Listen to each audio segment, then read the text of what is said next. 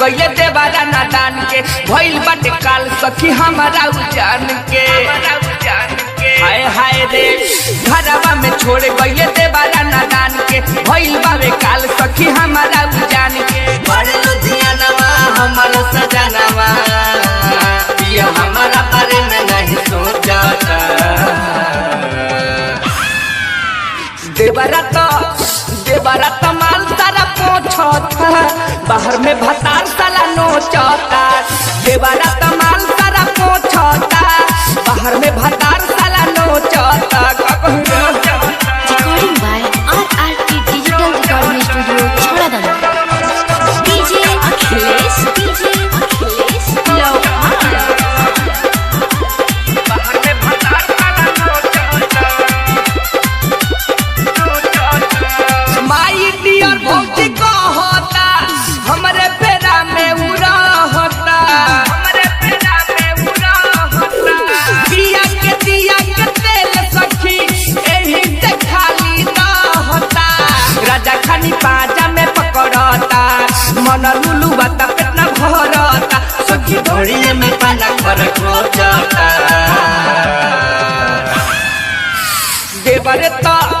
देवरे तो माल सारा पोछता बाहर में भतार साला नोचता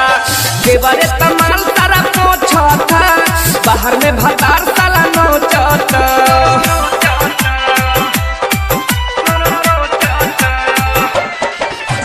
DJ Akhilesh, Lohan. बाहर में भतार साला नोचता हाय हाय रे लागे न मनवा रहनवा देखी राइटर हनी लगे लागे नी दरदी ऋषि के छाती रही माटी में मिल के डटला पर रोए लइका खानी हो रुस जाला जाके चुहानी हो ए ओ पिया के ख्याल दिल में खोजता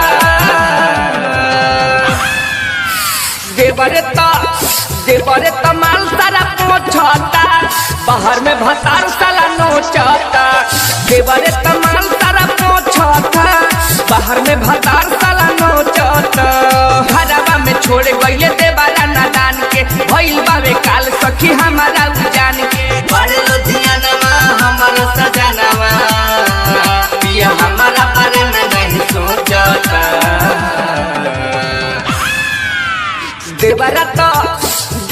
तो माल सारा पोछता बाहर में भतार साला नोचता देवारा तो माल सारा पोछता बाहर में भतार साला नोचता RRT Digital Recording Studio, Chhoradana.